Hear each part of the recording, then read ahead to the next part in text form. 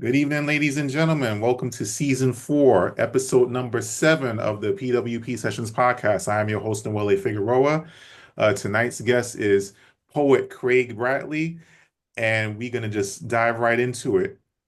Now, for those of you that are not already familiar with this podcast, the P.W.P Sessions or the Poets with Purpose Sessions podcast is a podcast I created where I interview new or established authors of poetry, rappers, or MCs featuring a performance of their work along with an audience Q&A session. I am your host, Wale Figueroa. I am a poet, author, blogger, workshop facilitator, and event host, and I am the creator of the P.W.P Sessions. Now, tonight's guest is Craig Bradley, and this is his bio. Craig Bradley is a social impact entrepreneur, artist, and community leader dedicated to transforming underserved communities through art, education, and sustainable business ventures.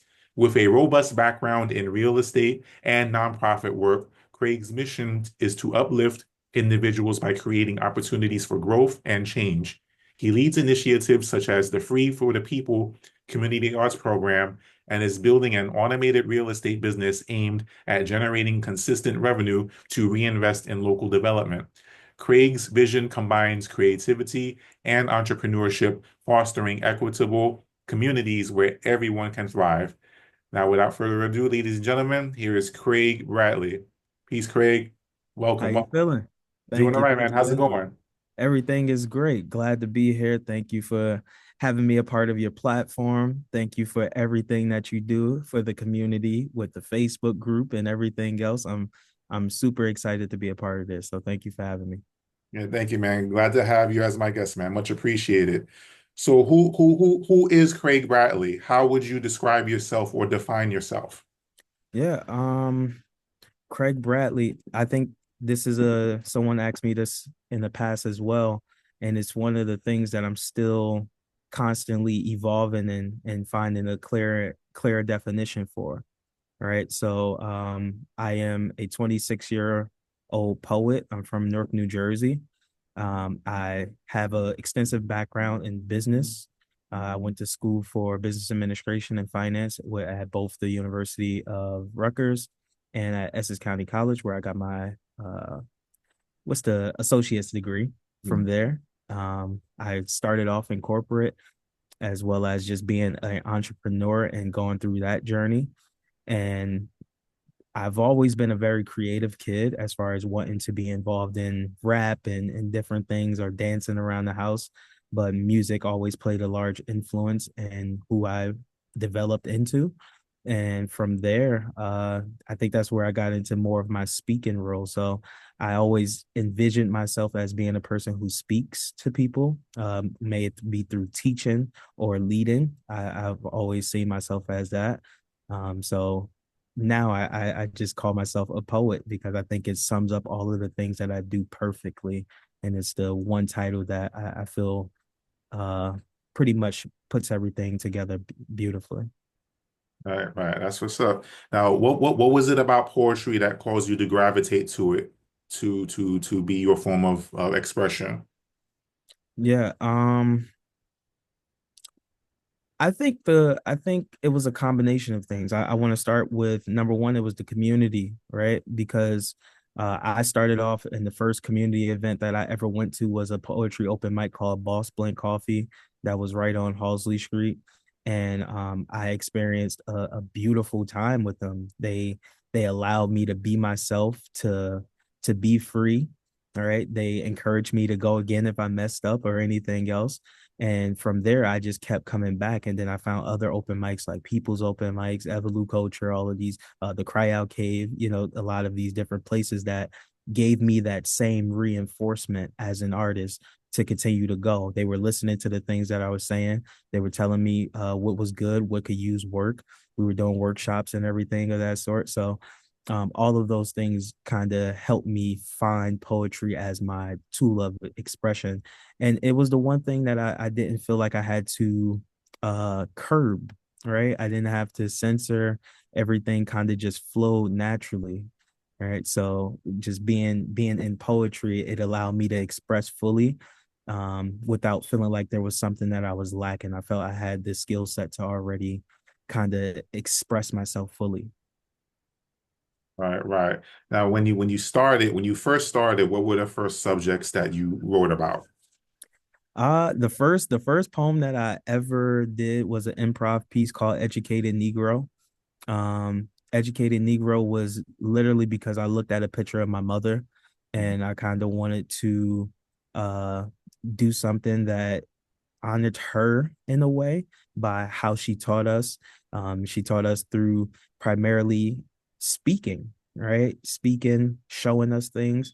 We weren't the kids that were always reading a whole bunch of books and everything. So Educated Negro talks on those points as far as not being traditionally educated and how that plays a role and it developed my skill set. From there, I wrote a piece called Free, right? And free was about summoning a certain version of myself to help me get free, right? And then from there, we started doing a lot of other pieces that came shortly after, like Sounds of the Ghetto, Wake Up Black Man, On My Block, those types of things as well. Right, right. Now, what motivates you to write? Because poets have every poet has their own thing or things that motivate them. What motivates you to write? Depends on the day.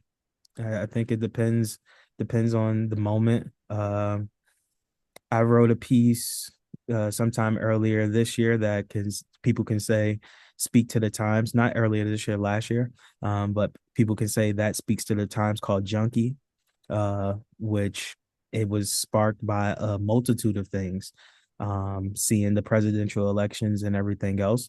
When I think about a piece like Sounds of the Ghetto, it's simply just thinking of things that happened throughout childhood and just these different um these just all of the things that kind of happen throughout life, and you try to sum it into one experience, maybe good times or bad times.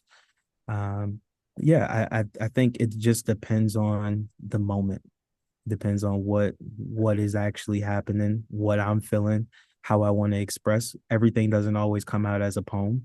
Some things are just very short quotes or a quick story even, right? But poetry is the form that I choose to go on stage with a lot more.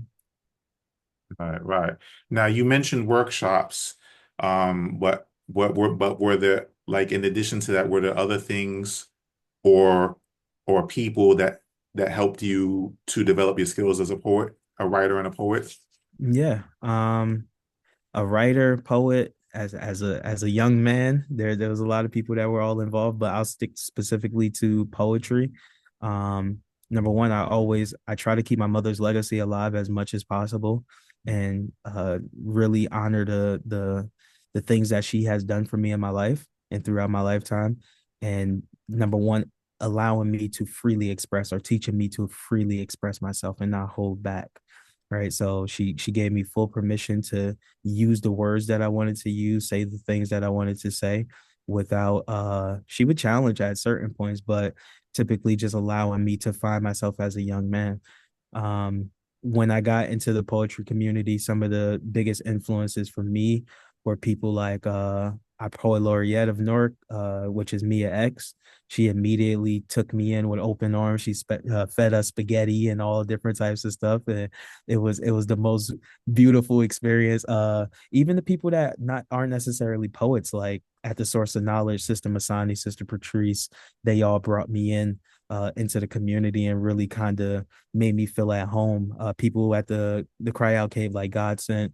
I have mentors that came a little bit after the fact that I started to get a little bit more established in the community, like Joseph Reuben Fuller, Elliot Fant.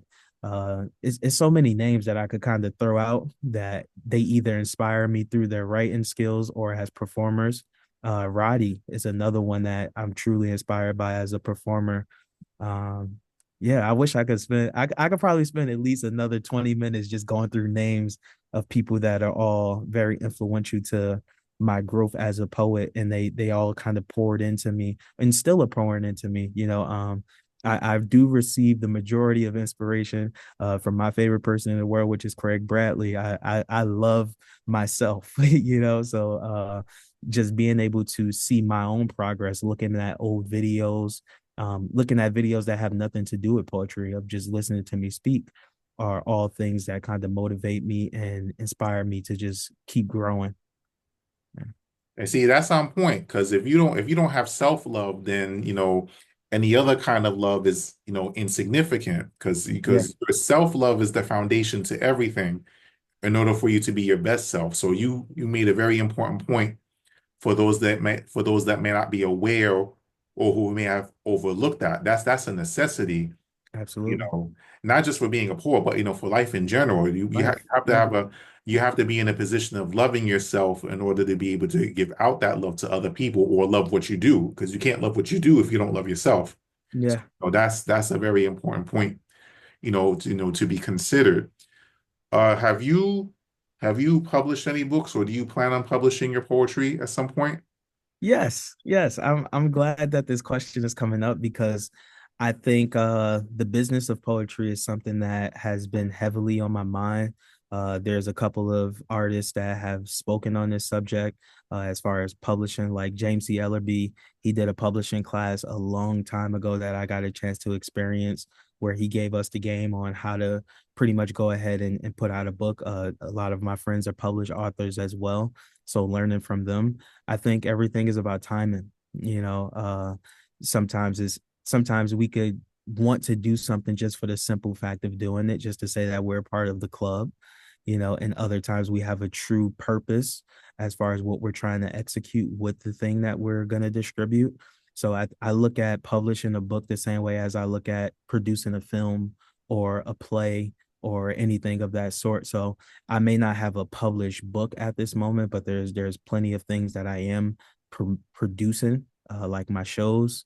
Those are the things that I have a lot more focus on at this moment with the residency, with the programs like Free for the People. These are my first published pieces. These are the things that I'm working on putting out, and hopefully when the people are there to receive the thing that I put out as an actual packaged product, they'll be in a position to receive it. They'll understand the backstory and everything else that goes into it, and there will be more substance as well. I'm only 26 years old, so I sometimes I do feel like I know a lot of things, but I know I don't know everything, and I think it's just about having more experiences to actually write about before I try to put everything onto a page, and I don't even know what it means to me yet. Excellent, excellent. And have you decided what route did you want to take? Like, did you want to go the self-publishing route, or did you want to go the traditional route? I think both have their pros and cons. I've been able to speak with published authors who went both routes. I think it's always something where we look at, number one, I want to be vertically integrated in everything that I do, to maintain control of something, but having 100% of zero is never going to be as good as having maybe 10% of a million. So I think sometimes when you have the opportunities to work with certain publishing houses that may have better advertisement or professional teams that can help you boost your product to the positioning that you need to get to in order to leverage to another situation like a self-publishing opportunity, that's something I'll be willing to look at. So I'm weighing both of them. I think I'll be self-publishing possibly some chat books or things like one-of-one collections. I'm very interested in creating collectible pieces, right? So not just books, but if you get one of my chat books, then maybe there's a vinyl attached to it or something like that.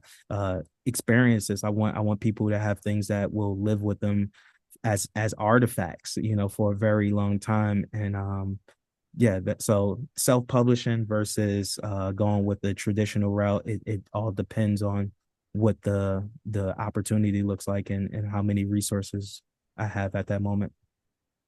Right, right. And when it comes to subject matter, when it comes to the subject matter of your poetry, what are the types of things or types of subjects that you like to cover in your poetry? I talk to black people primarily from the place that I'm from. I won't say specifically Newark, New Jersey, but heavily influenced by Newark, New Jersey, and the experiences that I've accumulated living here in the city. Um, from there, I try to talk to people that are in similar communities as I am, or what we call neighborhoods now, because we don't really have too many communities. But people that come from similar neighborhoods that I come from, and enduring the same kind of struggles and things of that sort. I also speak to the people that are uh, thriving in a bit of a sense, right? The people that have escaped and trying to send a message out of, hey, remember to pass this information on to others, right? So yeah, but I specifically like to make a lot of poetry that speaks to the times for our community. Another thing, I love writing a love poem. You know what I mean? I know that there's certain sayings that's like ain't no time for love poems, right? But I think love is something that just keeps the world spinning at all times, and every once in a while you need that, right? So I do love my love poems. One of my most popular pieces is a piece called "My Wife Will," uh, which is it's done very well for me, and I love that piece. But it's me just talking about black love, right? So I think a lot of the things sometimes will come, black comes before it. When I first started making poetry, I was kind of worried about that, like what will people think if I label myself as the black poet. But that's what I am. I'm black and I'm a poet, so it kind of just explains itself. But yeah, I try to keep it as fundamentally rooted in who I am as a person. So maybe in the future, as I go through more experiences, right, I'll have more things to write about. I might write about a tree or something, you know what I mean, or some fruits, or sitting in the shade or the water and everything, you know what I mean. But Right, right right, now, I'm primarily talking about the life that I have experienced so far. right. And is there one subject that you like talking about more than others, or do you like cover like any subject like equally? And yeah, it's kind of equal right now. I see Cynthia there, right? Right. Yeah, I think it's a even kind of distribution between everything. Some things get a little bit more favor than others because of it depends on the time that I started writing. So if you heard me in the very, very beginning, there was a lot more things that were specifically dedicated to a place called the ghetto, Right. right? Now we look at black as more of a nation, or we're looking at the more empowering kind of topics, right? So things that can be seen as mantras or affirmations in a way. Trying to sneak those in a little bit, and not even just trying to sneak them in, but just trying to put those out there a lot more consciously now, right? I know a lot of times the poems that come from a deep area of your pain sometimes resonate with people just as greatly, but I'm trying to consciously uh cater the message that I'm putting out into the world. So that's very important to me right now. Excellent, excellent.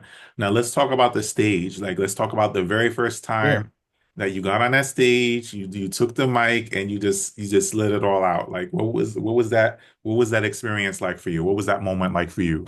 The first time, see, I started poetry at this point now, it's been 3 years, right? So in 2022 was my first time ever getting on stage.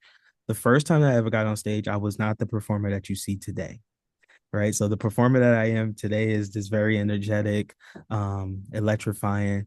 ChatGPT says a lot of things about me, right? But the poet that I am today is not the poet that I was when I first started. That took a lot of practice and just developing into my own confidence and just being secure in who I am as a person.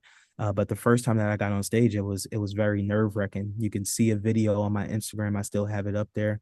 I'm shaking with the paper in my head, in my hand. I'm reading off of a paper, you know what I mean? And all of these things. The first time that I went through that moment that you're describing of feeling like I had arrived was actually an event that was hosted by Music Prince. who he used to have his event in Elizabeth. I think it's in East Orange now, but Music Prince, and he has a band and everything. And I did the free piece, right? And when I did free, it was something about it that night. I didn't need my paper. I didn't need to. I wasn't nervous. I mean, it was a little nervous, but I wasn't as nervous as I was. I let my voice open up. I started to use my body, and whatever happened that first run, that first time, it was something that Music Prince noticed, and he said, "Can you do it again?" And they got it on camera, and that was one of the pieces that really became a defining moment for me. So that was the moment. That was the moment. So shout out to Music Prince. Music Prince was also the first person that ever featured me as a poet. So very grateful to that brother, and for him seeing something that sparked in me at that moment that he did. Excellent, excellent. Now let's talk about the word representation, right? Because as you may have already experienced, that word representation, is thrown around in different circles for that various different reasons. Now, specifically when it's concerning you and your poetry and how you choose to present yourself, how important is it to you that you represent yourself in your totality through your work? That's including, your race, nationality, education, where you grew up, life experiences, all the things that make you who you are. Yeah. How important is it to you that you're representing yourself in your totality through your work? Yeah, it's very important.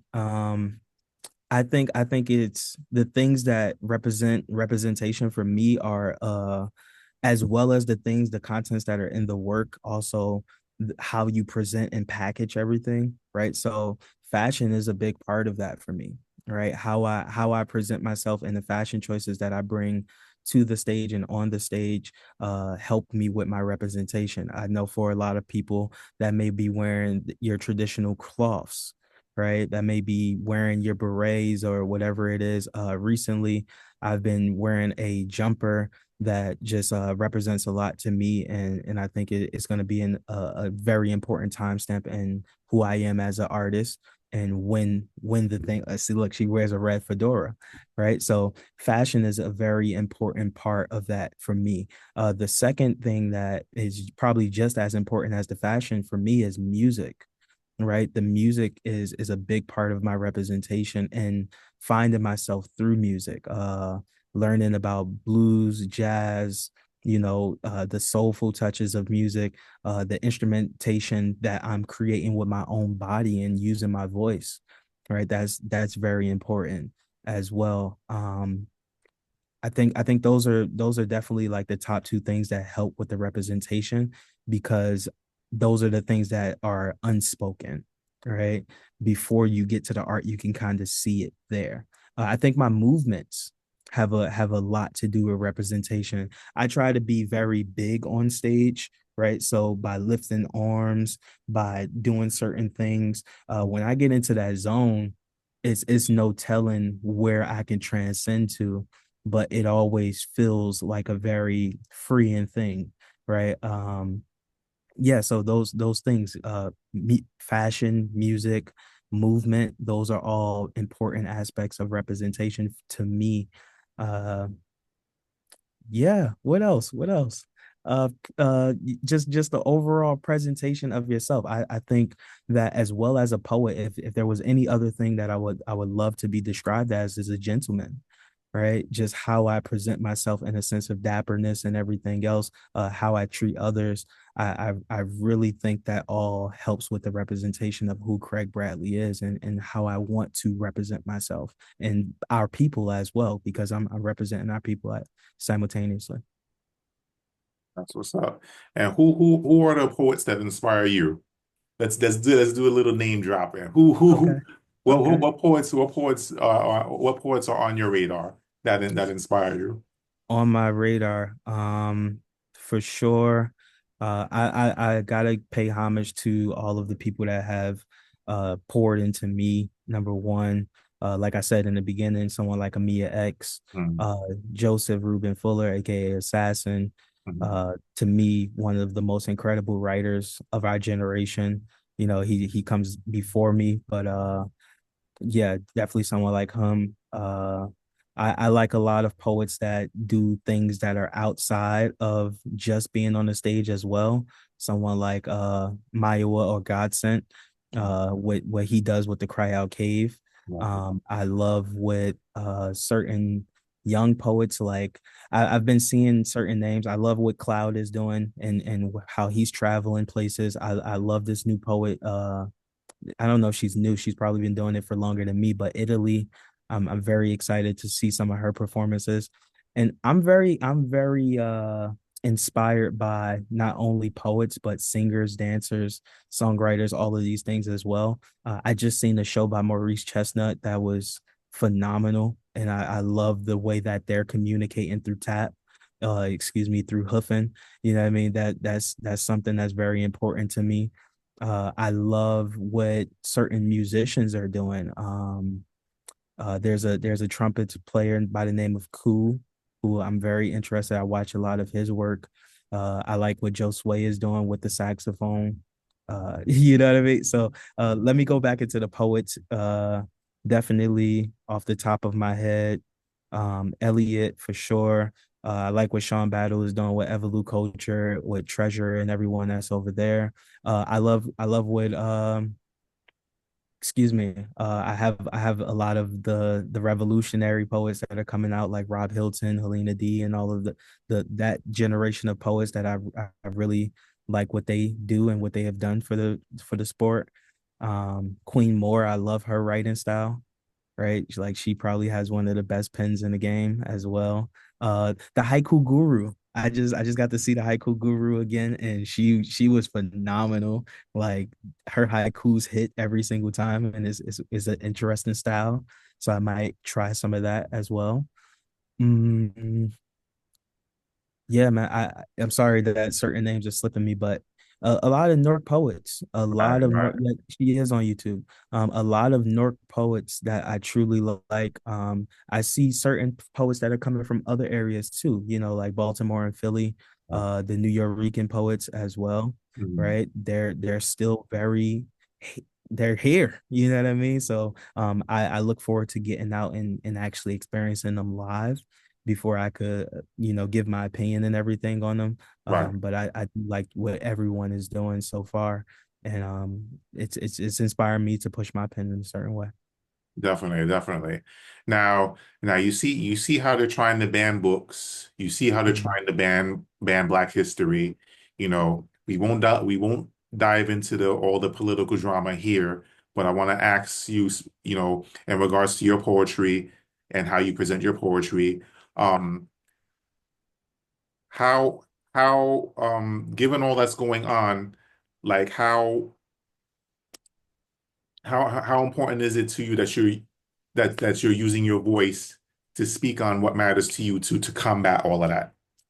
Yeah. Um. Like not you're not necessarily like it's like you don't necessarily have to be like writing about it or speaking about those things per se directly, not every poem, but like overall in general, like what is your response to all of that drama? Like how important is it to you to make sure that you're speaking up and speaking out, in spite of all the drama that's taking place? Yeah.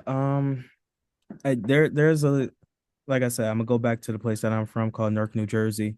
There's a lot of things that are 100% outside of poetry, 100% outside of government, even. And it's just happening here on a local level that I really feel a need to say something about or speak out on. I'm not always entirely sure on how to go about communicating certain messages just because of the issues in the world as far as people flipping words and changing narratives of what someone is actually trying to convey. I'm also trying to be a lot more solution based instead of just having more repetition on repeating the problems, right? So I think a lot of people they learn how to speak well enough to repeat whatever the problem is, and it sounds like a solution. And I'm trying not to fall into that pattern. So when I open my mouth, I try to be very precise with the words that I'm using. And I believe that less is more a lot of the times. So if I can convey that in a poem, then the stage gives me the opportunity to speak without judgment. Right. I think that's what the poet's magical tool is, in a sense, the stage, because it gives us a chance for people to listen without cutting you off, without telling you that you're wrong, and they have to take it home and sit with it for a while. So if I could put certain messages in between that, between all of the bars and the punchlines and everything else, that could really make a person go home and ponder what's their purpose in this world. I think that that's so important, and for me to exercise that constantly, constantly, right? Because this is a skill. This is a skill, and when I say this is a skill, what I mean by it is the more that you do it, the better you'll become. But if you never do it, how can you progress, right? So a lot of our leaders are in the training grounds right now, right? But we're being ridiculed for our practice. So I think poetry allows us to practice the and I don't want to diminish, this is not my goal. I don't want to diminish what poetry is to the world, but I think poetry is the foreground or the foundation of everything that we've seen from our great leaders like Malcolm X, Martin Luther King, or great speakers like John F. Kennedy, even, right? When you see them putting and crafting together certain speeches, that is poetry. That is poetry without all of the theatrics behind it and everything else. And sometimes it is with the theatrics, you know what I mean? But how do you captivate an audience? That is very important. So every time that you get on stage, you got a chance to learn how to do that a little bit better, you know, and watching people on the stage and how they do it can help you enhance your things, right? So me going outside of just being on the stage and possibly going to church or something could show you how the preacher did the same thing that someone else did in their poem, right? Or how the person that's on the street corner, the Hebrew brothers that are preaching, how they're getting the attention of 100 people that's walking past, and how you may be able to use that in performance. But ultimately, we are all doing the same thing. We're trying to guide the people to whatever we deem as right. Right. So I think a part of that is just going through the processes and learning what that exactly is, but you have to go through it yourself. All right, that's what's up. That's what's up. And that provides the perfect segue to our next segment, because it's time, ladies and gentlemen, for Mr. Craig Bradley to take the mic. So at Oh, I'm this on the time, mic bro, today. yeah, man, is you on, bro? Spotlight on Let's you do it. now, man. Let's do it. But yeah, man, Absolutely. you now have space to do up to 5 poems. You don't have to do five, but you'll have time to do up to 5 poems of your choosing, so our audience can get an idea of who you are as a poet and a writer. So at this time, the floor is yours. Absolutely. I would love to take the time to try to share some new poems. I know this would probably be a perfect moment to pinpoint some of my signature pieces. I'll probably do one or two of those, but I think I would love to do pieces that I don't get to perform as much. I'm gonna go to the piece that I did. I am at home, and sometimes it's a little bit more difficult to fully express. That's why it's important for us to have locations to practice as poets and everything. And I know I'm still talking, but I think that's very important for all poets. Find locations where you feel safe enough to fully express yourself, because your poetry might not begin to a level where you need to be because of the simple fact that you don't feel safe. Right. So I encourage everyone to find safe spaces in the poetry community and then your communities in general where you can freely express yourself. But this piece is called Junkie. Junkie! Junkie! Junkie! Junkie. I woke up a junkie. I live in a junky old house. I drive a junky old car on junky old roads. The street that I live on is junky. I'm a junkie. I'm a junkie bad who's contracted junkie fever. I got the junkie lean. I'm a junk fiend. I'm a junkie. Junkie, junkie, junkie. But I know some real junkies.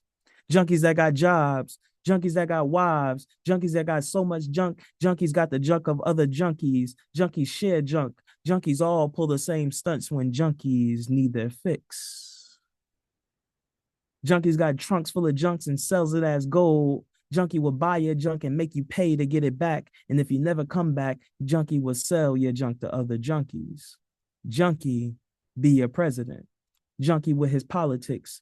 Junkie might actually push that red button. Junkie be snorting his lines before he writes them. Junkie got junkies feeding them. Junkie calls it junk food. Junkie got piles of junk that he calls bills and they're all past due. Junkie got junk mail on subscription. Junkie addicted to junk. Junkie got so much junk. Junkie tired of junk. Junkie tired of being drunk and feeling thirsty. Junkie tired of being high and still feeling low at the same time. But junkies will be junkies, right? Junkies get rid of junk and find junk that reminds them of junk they got rid of. Junkies will gather with other junkies to talk about how they're fighting the junk by fighting the power. Junkie do junk behind junkie's back, and when junkie finds no junk, junkie will make junk up. Junkies be afraid to admit to their own junk. That's when junkies make excuses. Junkie start blowing up junk to cover up junk. Junkie got junkies in their back pockets for when they get into junk. Junkie put junk in the water. Junkie put junk at the borders. Junkie make junk music. Junkie make junk music for junkies to dance to. Junkies be functional. Junkies be strippers or secretaries. Junkie may be your president. Junkie addicted to votes. Junkies do anything necessary to buy them some more junk, but nothing necessary to get off of the junk. Junkie may be your president. Junkie is the one who's been selling you the junk.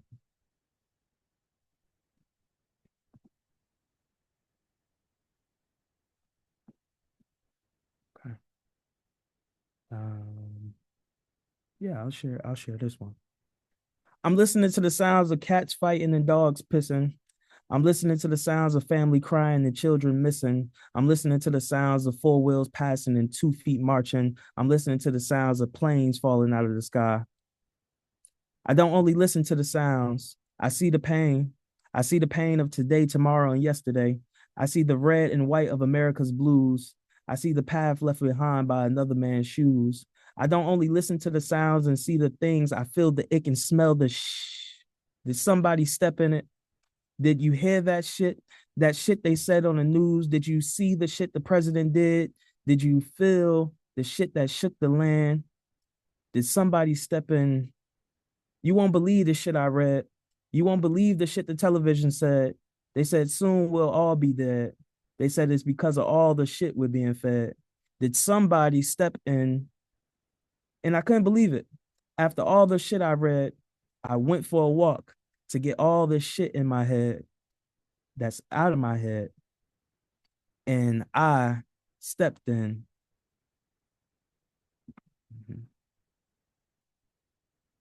I'll do this one. Contrary to popular belief, the best thing to be is black. Black been the best thing to be since sliced bread. Older than a Cadillac sitting in the back on 2 flats, better than James Brown with Jerry curl juice dripping down his black and proud. Afro's wild, natural style. Cornrow braids, high tops, and Caesar fades tapered on the sides and the back. When is black bringing soul back? Is this the same black? Is this the same black that still don't crack? Is this the same black that sold and laced all of those soul tracks? If it ain't, then please take it back and hit the road, Jack. And don't you come back. No more, no more, no more. All right, niggas. Everyone line up. All in favor of not being called a nigga anymore. Say, ah. Black folks don't want to be called niggas no more. Neither do we want to be known as Negroes or niggas. Black folks don't want to be called niggas no more. Not porch monkeys or hybrid mulattoes. No, don't want to be called niggas no more. Don't want to be called niggas no more. Brothers fine. But niggas got to go. Niggas got to go. Don't want to be called niggas no more. That word should be long gone. Niggas been dead since the 80s, and we don't need no replacement word. Just throw away the whole term because we don't want to be called niggas no more. Not niggas, Negroes, niggas, shit. I don't even think black people want to be called black anymore. Give us back them African names that you've been keeping hitting away. Niggas want names like Kunta Kinte because who the hell is Toby? No, no, don't want to be called niggas no more. Niggas don't live here no more. Niggas moved out a long time ago. They left after all the Negroes, and there's only a few blacks left. But all the niggas is gone. All the niggas is gone. All the niggas is gone.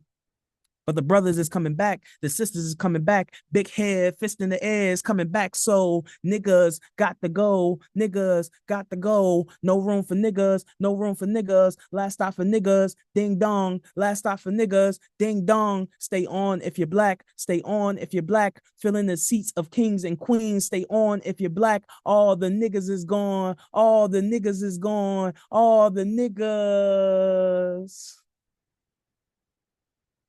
is dead. I think we got one more, two more. I don't know. I have a lot of poems, but these are the ones that really speak to me a lot. We threw a party. The whole block was double parked. Nobody giving a fuck. We threw ourselves a party. Swinging, doo-wop, and doing the boogie down Baylorton Ave. We threw ourselves a party. We danced, we drunk. Yes, we all got crunk when we threw ourselves that party. All of the baby mamas came out. The niggas with their dunks came out. The old man playing that funk even came out when we threw ourselves a party. Everybody came out. From the postman to the milkman, the black man, the Asians, and the Caucasians all came out when we threw ourselves that party. The mayor spit a poem and the band played a song when we threw ourselves that party. Down the whole of Broad and Market and came down Halsey Street marching. Boy, we threw ourselves a party. Everyone from young to old dancing till their knees couldn't hold when we threw ourselves that party.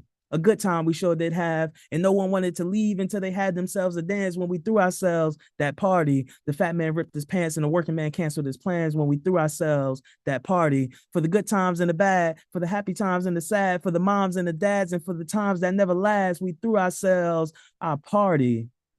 We danced, we laughed, we sure did have a blast. We served fried chicken at City Hall that you couldn't eat with a fork or a spoon. We served Kool-Aid cold in expensive glass. Boy, we threw ourselves a party. All of the gang signed the peace treaty, and the only signs of the gangs were the signs of peace when we threw ourselves that party. We partied from sun up to sundown. We partied for the times that we sat in. We partied for the times that we sat down. We partied for the times that we picked cotton and boycotted. We partied for the people that are black and brown, pulling themselves up by their bootstraps. And then we partied some more for the people they call poor with nothing left. Boy, we threw ourselves a party, a party, a party.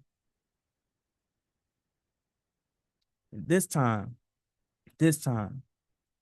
it wasn't on CP time when we threw ourselves a party. I think we at that mark. But I'll finish here if I could do this last one. I think this is a perfect place to end. Ooh, do you think? Do you think? Today I've come to the realization that I am black.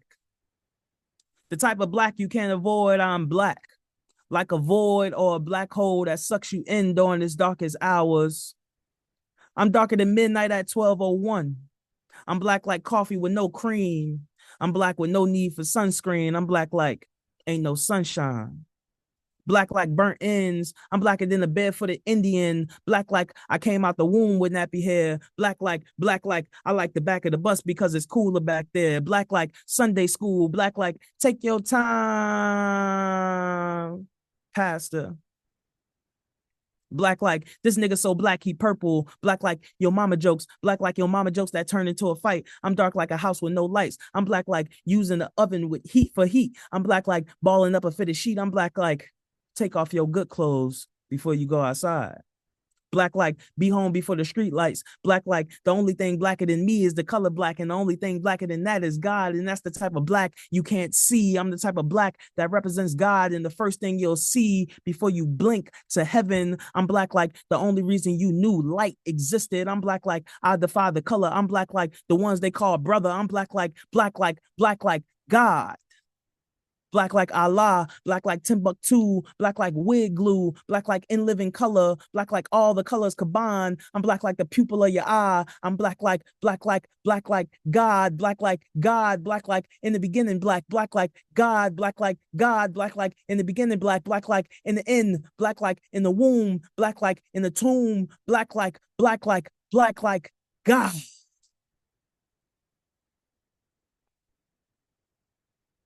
Yeah, stay free. Yo, yo, You gotta see it in person, man. It's a true experience, yo. brother.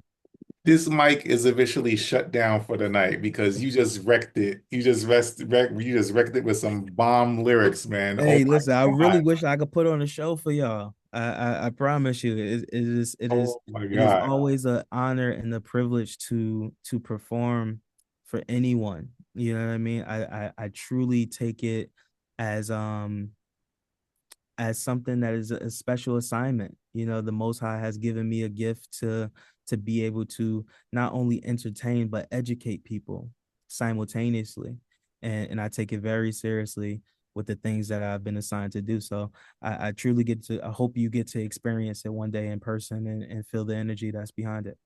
Yeah, most definitely, most definitely. But I know one thing, people seeing this episode is gonna have no question about your capability, man. Ladies and gentlemen, that was Craig Bradley blessing the mic. Craig, yo, on point, man, on point. Much Thank you. appreciated, man. Appreciate your gift, man. It's excellent work, excellent work. Thank you so much. Now, at this time, ladies and gentlemen, we are going to segue into the Q&A portion Let's of do it. this episode. So at this time, Miss Cynthia, what you got for me? Cynthia, hi, Black light, this. black light, black light, black Yeah, light. black like God. You done touch my look. Wait a minute. Wait, hold on. Wait. You gotta see. You got. I gotta. Okay. There you go. There. Hey, hey, how you doing? How you feeling? Sir, wait a minute. Hold the phone. I'm about to wait a minute. I'm over here writing and I'm in here trying because I'm here creating a piece. I'm like, I hear black light, black. I said, wait a minute. Hold on now. I had to look at my clothes. I got on black. Oh, okay. Okay, sir. I really would love to hear that piece, that done live. Mhm. I like to see the whole persona of that. Man, that is Absolutely. amazing. Absolutely. Thank you so much for that. Thank you. Oh my goodness. I don't even have no questions. It's just black light, black light. Hey, listen, if you can take that as the one thing that you take away from this interview, I am satisfied. I am completely The satisfied. beauty, the essence, the power. Oh my gracious. Thank you for that. Thank you. Thank you. Praise the Most High. Absolutely. Yeah, definitely on point. Thank you, Cynthia, also known as Crimson Red. You can find her on Okay, Crimson. Instagram, Crimson Red 593. Awesome Yeah. poet in her own right. Um, Definitely connect with her, bro. She's an awesome poet for absolutely. sure. Absolutely. I don't know. Well, I know she said she doesn't have many questions. I do. I would love to just continue our conversation for as long as we have left. I don't know how much time we have remaining here, but one of the things that came to my on my spirit before we had this interview and everything, I wanted to know, just based off of the names, poets with purpose. I wanted to know, what do you feel is the purpose of poets in society? Oh. I think I think every poet, well, every poet may not recognize it, but being able to write poetry is a God-given gift, Mm, right? And I can't speak for everybody, but I know for myself that God gave me this gift to write and to share my poetry. You know, I don't have any formal training or teaching in writing poetry. Everything is just God-given, naturally, straight from the heart. Um, you know, I write from personal life experiences, touching on different experiences, different emotions, different thoughts, touching on different, perspectives. And I think that's the purpose of every poet. Every poet has a purpose to speak on what matters to them, speak on what matters to them, to speak on issues that affect them, speak on issues that are affecting the world, Nina Simone said, it's an artist's duty to reflect the times. So a Yeah. poet's purpose is to reflect the times that you're experiencing, whether it's things that's whether it's things that's pertaining to your personal life or things that's pertaining to, what's going on in the world around you. We all have a responsibility to use our voice to speak on, speak on our environment, because, at the end of the day, no one can speak for you. You have to speak for yourself. Especially when we're in a climate where there's people trying to control a narrative on what we say and what we do and how we think. There is a constant campaign to erase Black history or to erase anything pertaining to people of color in general, you know trying to erase our identity and what makes us us. So it's up to us to use our gifts to speak on those things, you Yes. know, speak on those things that matter to you. And it's not about following the crowd or being a carbon copy of another person.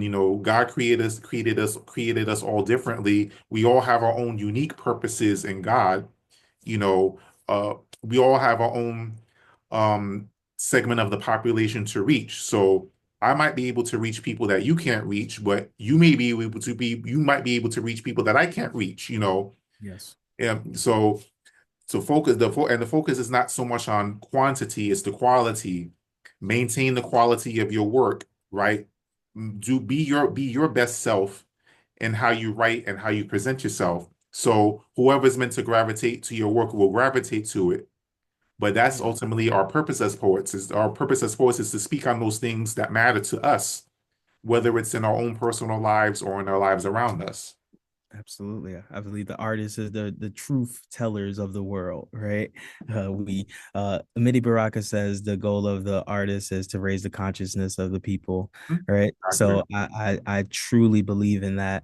And then I think another thing that has been touching me a lot recently is something that Haiku Guru said, and I might be butchering the line, but she said, "Who am I to get in the way of what's coming to America?"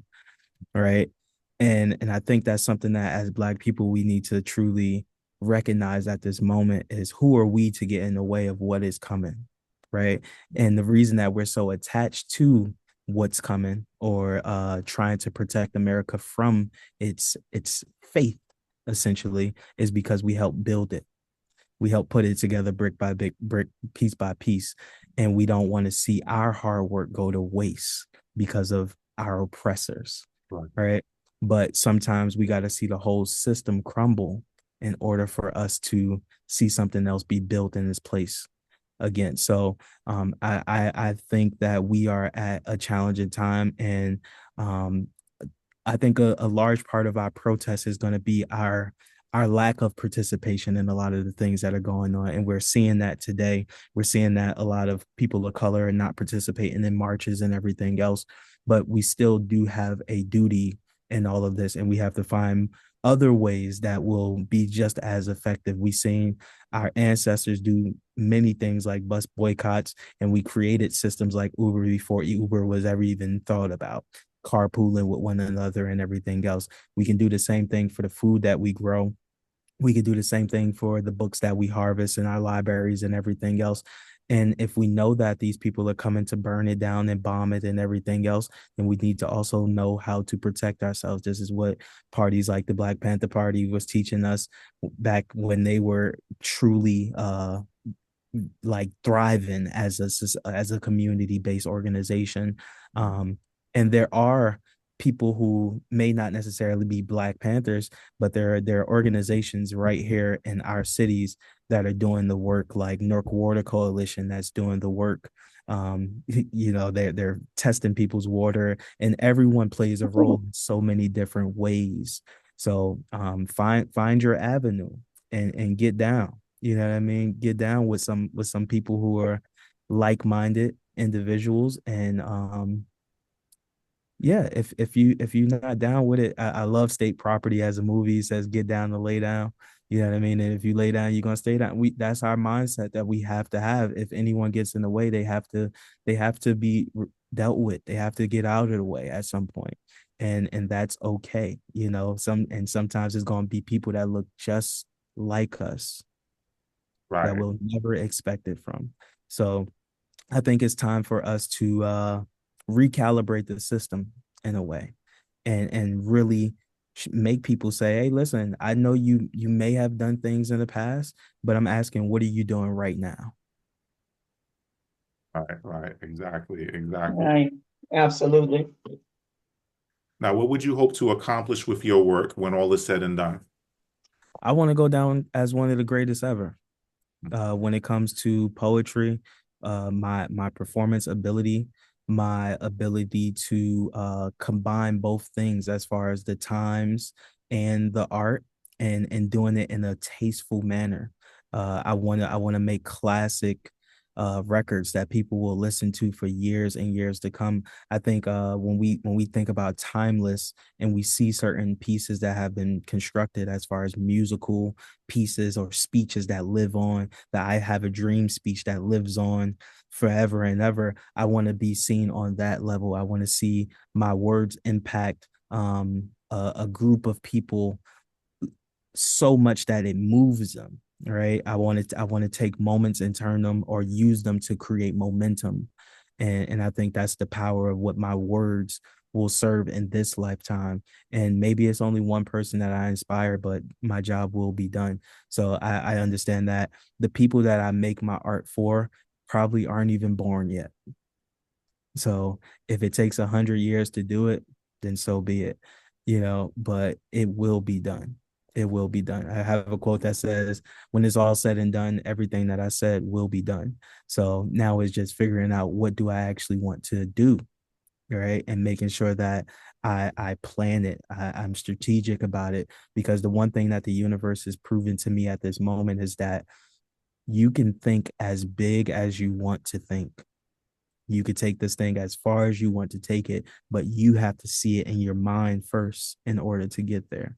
So everything that I'm doing at this moment is a constant recalibration of assessing, and then rewriting goals and saying, "Oh, I could do this bigger."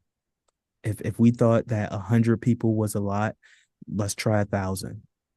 Right. So the ultimate goal, and this is my first time probably saying this on a public platform, but the ultimate goal is that my work will be one of the fundamental parts, and or one of the essential parts that helps continue the legacies that our forefathers and ancestors have already put together, of uniting 1 million, well, 1 billion with a B, 1 billion Black people around the planet Earth, not just here in Newark or not just in the United States, but on planet Earth.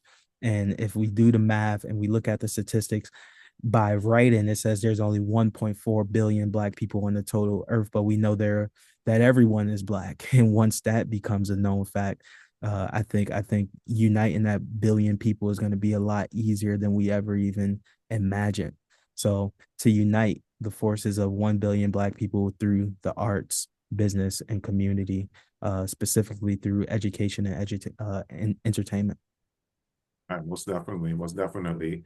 Now, do you have any events or projects that you like to share with our audience before we? Yes, I do. Yes, I do. One of my pride and joy at this moment, something that I'm very, very excited for, to see how much is going to progress, is a new show that I have called The Residency. It is at 587 South Orange Ave in Newark, New Jersey. We do it once a month on the third Wednesday of each month. Our next show is April 16th, 2025. Right, I gotta say the year because people are gonna be watching this for a long time, and it might be April 10 years from now. They're like, "Oh, I'm gonna go to the show." We might be in a different location, but the residency is something that is very, very near and dear to me, and I'm loving the progress, and I want to see the best of the best artists come out and perform on these stages. I want to build a platform that's ethical for the artists. It's about empowering. It's about taking all of the things that we're saying and mobilizing our words to get people to do actionable things as well. So we have an organization called Free for the People, and Free for the People Arts Program, as you read on the thing, is an initiative to clean up our neighborhoods by utilizing artists and the arts, right? So our first event that we did was a community cleanup, which we had an open mic during the cleanup, and people from the community were able to participate in both aspects of the cleaning and the performances. Right. And we had many people that helped with the collaboration of that. Actually, the venue space that we host the residency at was our first sponsor for Free for the People by sponsoring us with their venue space for 1 whole year to do an artist residency. I also have an event coming up on the 26th at the Cry Out Cave, sponsored by the Cry Out Cave and the guys that are over there with Godsent. We are doing an event called The Way Poets Play, which is my attempt at giving a free opportunity to not only myself, but to many organizations and individual artists to all collaborate on one cohesive event. Right. So combining the elements of visual art with music and dance and everything else to put on a show for the people. So these are projects that I'm very passionate about at this moment. We have a lot of things that we're also working on outside of it. I'm working on plays, direction, right? I was actually in my first play with Daryl Stewart called Hear Him Roar. And that was an amazing opportunity that I'm forever grateful for. And from there, I'm taking all of my experience with that I learned to go into my own direction and creating plays and everything else. I'm looking to shoot films as well, but everything is just step by step, piece by piece. But the main things that I'm focusing on, or the main thing that I'm focused on, is the residency, the greatest show on earth. Nice, nice. That's what's up. That's what's up. Now, before we close out, where can we all find you on social media for those that don't already Yes, know? yes. Cynthia has a question, please. Cynthia? No question, that was a mistake. I was No. actually putting the wrong reaction up. Oh, no worries. No worries, no worries. So, where everyone can find me, my name is Craig Bradley. All right. So you can find me everywhere on all social media platforms, may that be Facebook, Instagram, YouTube. Anything is at Craig Bradley. And hopefully I'll create more social media handles for like TikTok and all of that stuff in the future, but I'm kind of just set in my ways. So mostly primarily Facebook, Instagram, and I do have a couple of videos uploaded to YouTube. I'm looking to start some more YouTube in the future and document myself. God willing, I'll have a website very soon as well. So maybe you'll be able to type that in at some point. But yeah, Craig Bradley on all social media platforms. And my information is also public. So my phone number, all of that stuff like that. People can reach out to me directly. My email address, people can reach out to me directly. I try to stay extremely accessible to the people at all times, with respect to myself. Nice. That's what's up. That's what's up. So as we close out this episode, there's one more thing I'd like to do. Yes, yes. The first and foremost, say thank you. Thank you, Brother Craig Bradley, for coming through with some fire poetry. Awesome conversation.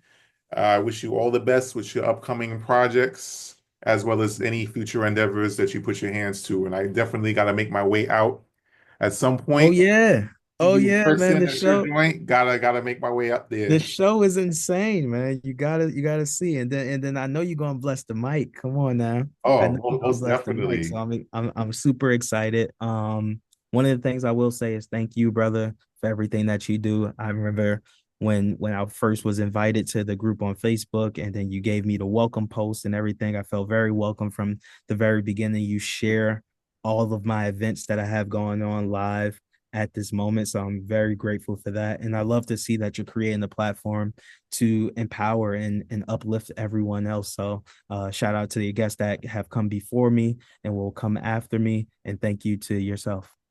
Thanks, man. I appreciate that. Glad to be able to give everyone an opportunity to share themselves, share their work, and just to